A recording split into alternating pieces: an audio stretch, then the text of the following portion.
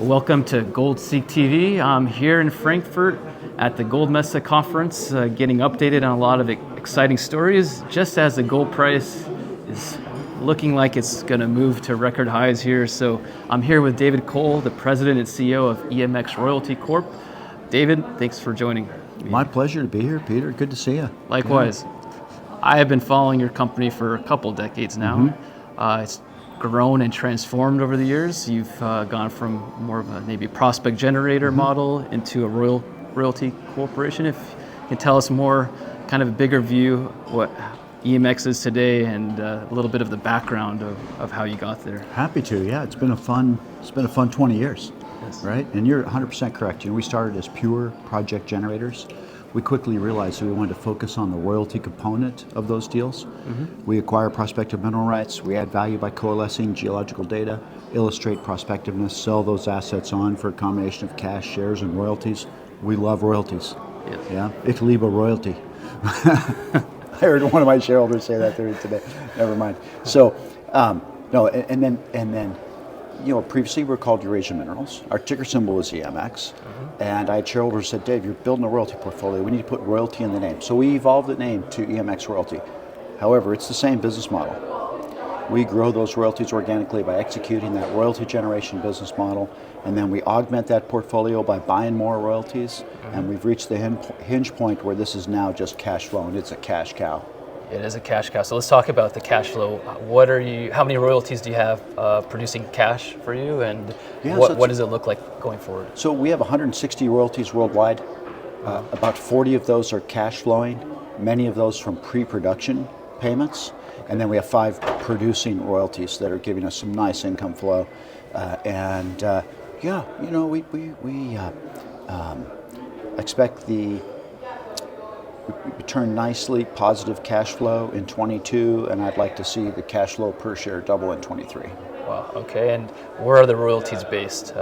We're in 13 different countries, and I would highlight some of the best ones, including Caserones, which is a copper and molybdenum mine, recently purchased by Lundin Mining Corporation. We're delighted to see them come in. We know that they're aggressive, very likely that they'll increase production. That one's paying on a backward-looking basis about $10 million USD per year. Very long mine life, great counterparty. That's a good asset in the portfolio. That's copper and molybdenum.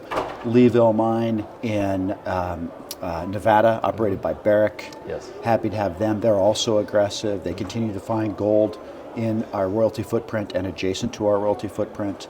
Happy to see those checks coming in every month. That's paying $2 to $2.5 million a year looking backwards. And so in Bali is nice cash flow. The Gediktepe mine in Turkey is also a nice cash flow. That's gold, silver. And Timok is a key asset in our portfolio. Okay. And so you also hold equity positions in other companies as well? We do. We have a long history of investing in companies where our geological expertise that are out doing the royalty generation work around the world find an opportunity to buy stock in another company.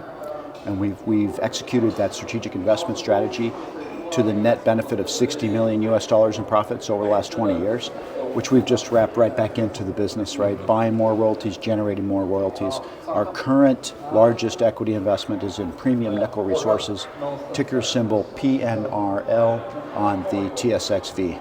Okay. Are you doing any work on your own properties? Is there any activity?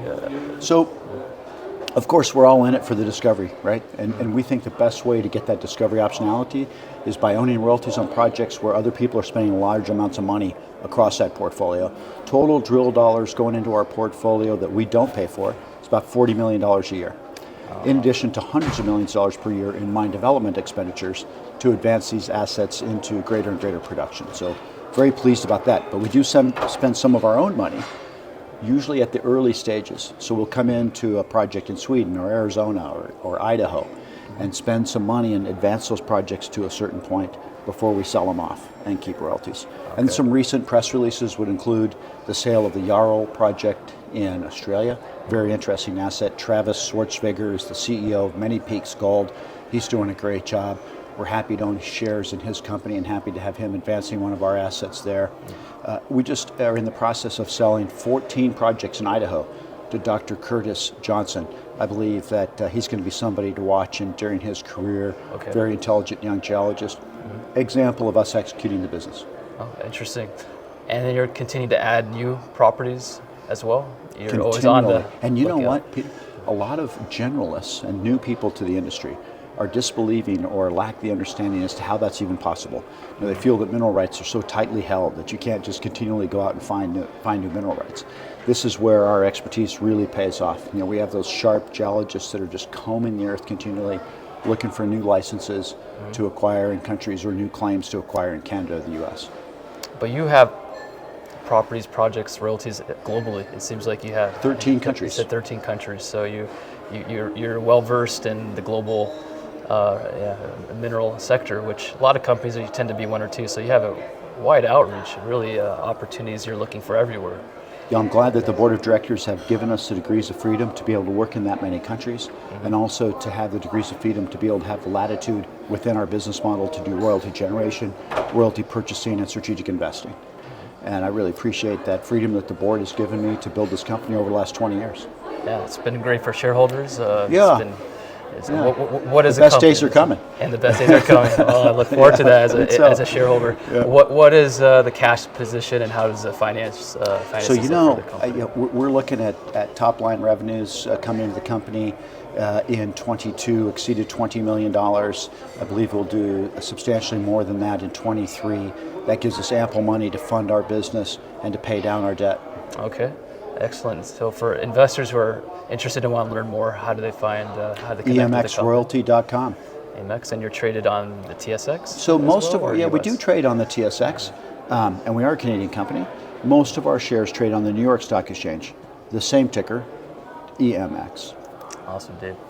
I really appreciate the update. Yeah. It's been excellent to Great to see the you. company. Yeah, likewise. Hope to see you soon in Colorado. I've had the pleasure of having an office next to your office. So when I was in Colorado, so I had a lot of time to connect with everyone in your office, and you do really have a great team. So thanks. It's as a investor, I can share that information. Yeah, excellent team, great company. So I think you're one of the better royalty deals out there right now as well. So I think the market's going to start to really appreciate what you've built and are developing. I appreciate that very much. Thanks, David. Thanks, Peter.